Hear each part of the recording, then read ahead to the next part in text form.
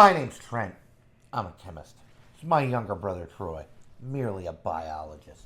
And we are the Bourbon Brother Whiskey Nerds. Well, even though Bourbon Brother's in our name, today, Troy, we're drinking some rye whiskey. We've got some powerhouse rye. And not your father's rye whiskey. This is some good freaking rye whiskey. I don't know that the channel will have to go far back in their memory banks to remember us fresh cracking some Woodinville 7. You know, I mean, I bought this bottle. It was on the Fine Wine and Good Spirits website. Woodinville Inn 7-year rye. What caught me, Trent? It's 100-0. Yep. It's 100 proof. Okay. 100-0 rye. We're big fans of that. You know. Their own distillate. Their own Woodinville, juice. Washington State distillery. And I paid kind of a lot for it. Yeah. I'm not going to lie. I paid like $130. Yeah, that's sort of pricey. It was not... 7-year age stated, not cheap, that's sort of high. But it's good. I think you're going to see it again, folks, on Rise. And as we try and do, we were like, what can we correlate this with? What does it taste like? What's the comparison? What's its space in the whiskey Correct. spectrum? Where does it fall in that, Because we need to challenge it. Correct, we do. Because it's really good. It is really good. And you we challenged it with some Middle West spirits. Oh my goodness, dark Pumpernickel. The story of Pumpernickel rye goes way back. This is courtesy of Jason C. on the Mash and Drum. Jason C., who's based in Columbus, Ohio. And coincidentally, nothing to do with Jason C., the home of our sister and brother-in-law. He talked about Middle West spirits as a great little craft distillery. Maybe now they're a maturing. I think they've entered a maturing category. But in any case, that's neither they here nor there. had some good products, he said. And we talked about Pumpernickel rye. And then, of all things, it appeared on the Wine and Spirits website. And Troy got a bottle, and we tasted it. Now, this was off camera. This is long enough ago that we didn't have the channel. And oh, Bastar. It is still one of our top 5 ryes. It's so good. So, if anything can challenge Woodinville 7, it's cask strength Pumpernickel rye. Now, Middle West Pump rye does not come with an age statement. It is not age stated. So, it's possible, if not even likely, that it is younger than the Woodinville 7. I think reportedly it's in that 6 to 8 year range. So they fall roughly in there range, somewhere. so. But it is higher proof. Significantly. This is at 125 and some change. This is 100 proof. So we'll see what wins the game. We're going to test maybe some extra age, maybe some extra our proof. good buddy John Gouge's theory: more proof equals more flavor. That's always a good thing. John Gouge, another guy, in addition to Jason C., you should follow over Gentleman on and Whiskey. Yes. All right, folks, going in for the nose today on some this or that. What are we going to pick? Troy's got a key there. I know, I have to get the right key, so I'm not confused. We're going in for the nose on A. Oh, it smells like rye. It smells heavenly. We often, and if you've watched the channel for any length of time, Trent and I typically put ryes into 2 categories: bright and dark and brooding. Both of these, make no mistake about it, will live in the dark and brooding space. Other than the rye spice, there is a wonderful sweetness in here. Yeah, there really truly marshmallow. Is. Yes. It's a dark sweetness. Deep maltiness. Yes. Malt is a great note. Graham cracker. Graham cracker cookie crust. Like if you have a pie. A cheesecake. You're making a pie or a cheesecake and you give it some graham cracker. Makes me want pie or cheesecake. You know what, Trent? They smell remarkably similar. Well, we might be good at this. We might know what we're talking about. Stop the presses. Don't stop. Keep playing. But we might know what we're talking about because I haven't even sniffed B yet. Oh my God, you're right. It smells the same. Yeah, it really is. All the same notes. This wonderful sweetness.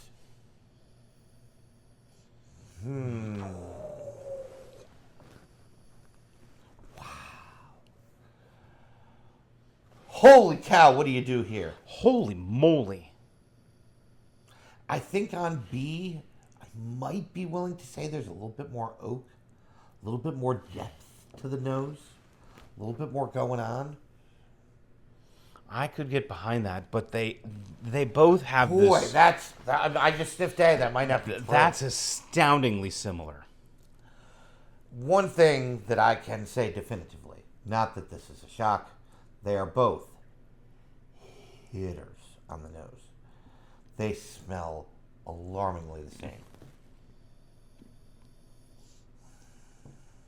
I think B Trent for me might lean a little bit more into those roasty notes. Yep. A little bit more of that burnt sugar.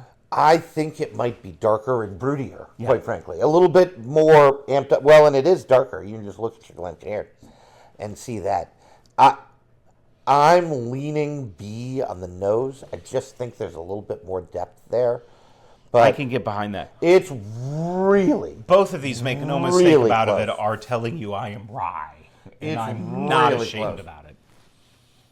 boy, I think A might lean into the sweeter notes, just a skosh. A might be a little brighter. Yes. A little more citrus. A little bit more brightness.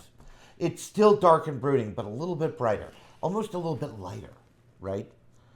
B is just... If someone said they liked the nose on A better, I wouldn't argue.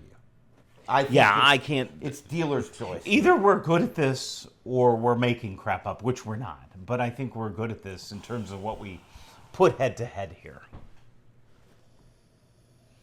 Yeah, it's the brightness, the more aggressive fruit palette on A versus the depthy, more, for lack of a better It's word, oakier. It's more oaky Yeah. on B. I don't know if that gives us a lean as to which is which. I don't ever try to figure out which is which. I just want to decide which one I like more. All right, folks. Cheers. Cheers.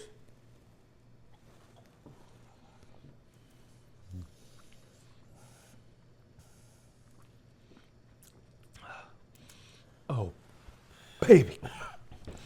Woo! Oh, my stars, this dynamite. Oh my goodness, that finish is like chili pepper and spice, black pepper. There's a burst of malty sweetness. There is a burst like you read about at parties on A. Of malty sweetness, and then it very quickly transitions to rye. And that rye is powerful and prevalent. It is bold and aggressive. It is not waiting for permission. It just hits you. And it just says, I'm right. Boom. Smack you over the head. And then it continues Troy's right into the back palate and the finish. Folks, it's delightful. It is peppery and Yes. unctuous. The mouthfeel on this, just on point. I feel like the proof might mix in a little bit with that Kentucky hug or Ohio hug. I didn't get as much Washington hug. of a hug as I would have thought, but boy, I love the mid-palate transition to rye. It's really well, and Troy's right. That punch on the front palate. It's that punch of that dark sweetness. Like, think of sugar almost to the burning point. It marshmallow again. If you burn your marshmallows Deeply too toasted much, marshmallow. right? There's a toasty note, right? Like there's an unctuousness. And I'm right about the mouthfeel. It's just so delightful. All right, that is what a this or that should be like, because this needs to be beaten by this, and it's put up a heck of a fight. Because that is a nice sip of whiskey. I'm pulling a little funk out of B on my second nose, or whatever it is. But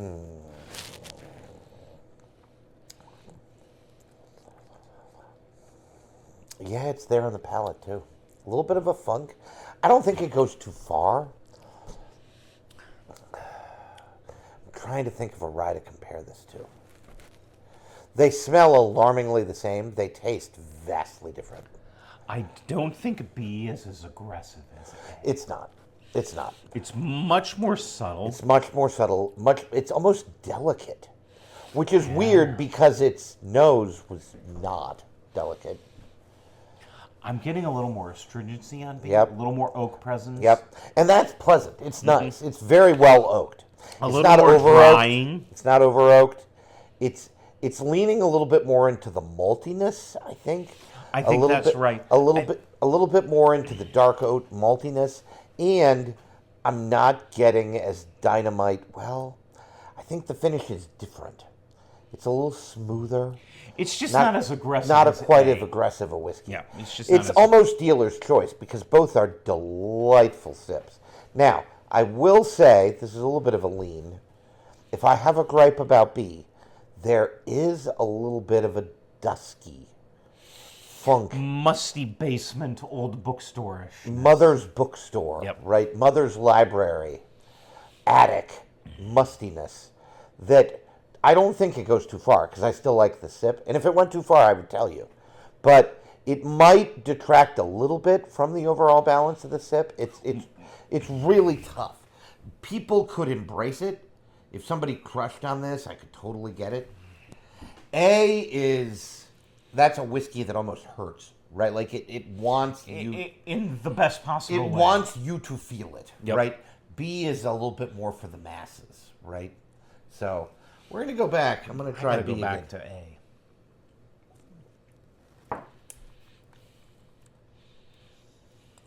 Again, very funky, very oaky, very musty basement, very attic. All the same things we said before. I like the sip. I think it might go a little too far with that sour, musty note, but it's really good. I went with A first, and on the second sip, it was everything you'd expect. It might have tamed down a little bit, but this is a bold and aggressive whiskey. It truly is. It's like a green chili, like a jalapeno pepper on A. I agree with Troy that A on my second sip settled down. Not quite as aggressive. Maybe I'm just used to it. Maybe it's a proof thing. We'll see. I mean, my tongue is tingling from A. I do feel like, well, I think it might be more herbal. Yes. Yeah. And if it were over herbal, Trent and I probably We wouldn't wouldn't enjoy like it because we don't particularly like that. Heavy dill. Too much mint. There's a mint element in both of these, but it's not the star of the show. I feel like the star of the show, on A. Now, my second sip of B was a little more herbal. Are those sweet Kentucky hug peppery notes. B is not peppery. The finish is much more smooth. The finish is more herbal. It is. More grassy. Yes. And I think that lends itself towards the funk, towards Yep. towards some of those earthy notes, dirt, dusk. That smell you get after a rainy, Yep. a thunderstorm, late afternoon thunderstorm. We're having lots of those here because it's the summer. It's like we live in the South. Hot as hell, late afternoon, early evening thunderstorm. That smell, that's what I get on B. And that's an earthiness, right? A grass, a dirt. I don't mean it tastes like dirt. That's not what I mean. Almost like compost. Yeah, you it's know. really weird. It's Very an interesting flavor. Interesting smell. I really like both whiskeys, Troy. I've got a decision. I think I have a I'm going to go decision. with A. I am too. I'm going to go with A. I don't know what A is, but I just think We're from going to start find to out here in a finish, minute. The balance of the sip. Well, since we both picked it, we will start with B. And B was Woodinville. Which means A was Middle West. And so, again, Woodinville, great whiskey. I think you might see it on Whiskeys of the Year. It might be dealer's choice here. I think, as we like to say on this channel, you have to know your palate, right? If you're into aggressive, forceful whiskey, I am rye, hear me roar, your choice is going to be better. And I think B is probably just a little bit more subtle in its presentation. Right. A little bit more intricate. A little bit more herbal. They There are- are lots of notes in there. They are both very bold, as Trent mentioned, and aggressive whiskeys. These are not for the faint of heart. If you do not like rye, A is not for you. Yeah. I think you might find something interesting in B. Right. It's even though it's But- the 100 rye, it's interesting. I don't know. This is, for as remarkably similar as they nose, the palate, as Trent said, is vastly Vastly different. different. Like, this is chili pepper and spice and black pepper. This leans more herbal. I still picked B on the nose. Now it was close. But A won both palate and finish for me, and so it won the blind. I mean, it's really a great this or that. We like to think we keep our promises to you. When we fresh cracked Woodinville, and you can go back in the annals, the Bourbon Brother Whiskey Nerds archive. Find that episode. You can find that episode. We gushed about it, and I take aback nothing of what I said about it. Oh, absolutely It is not. a fantastic pour. Troy paid too much, and I can't say that he overpaid. It might be worth it. It's really freaking good. But this just lives in a special place in our hearts, and it still delivers. The Middle West Cask Strength Dark Pumpernickel Rye has, to date, not been dethroned. No, it's it's just really awesome. It is that flipping good. Just go get some. I really don't think it's that expensive. $70, $80. It's Yeah. that, maybe $65. I don't even know how it's really delicious. If you don't have the budget for that, you can get the non-cash strength version, which I think sells for like 94, 96 proof, which is a perfectly fine proof for like point. $50. Right, and I've seen it for 35, 40 bucks, right? Like really a good buy at that price. Folks, I think that's all we have for you today. Really nice this or that today with two phenomenal rye whiskeys. Woodinville dethroned a little bit by Middle West, but we gave it a tough contest. When we taste something we think is special, we try to give it some tough competition. And we did, and today it lost out. But doesn't mean it's a bad bottle. We heartily recommend it. Same thing with the Middle West rye. Folks, just go get some. It's delicious. I don't know what else. Can't say enough good things. I think we might have been on our third or fourth bottle of this stuff.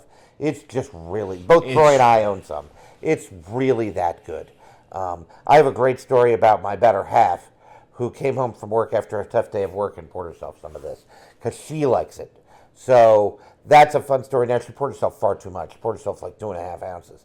I had to finish it. She took like 2 sips.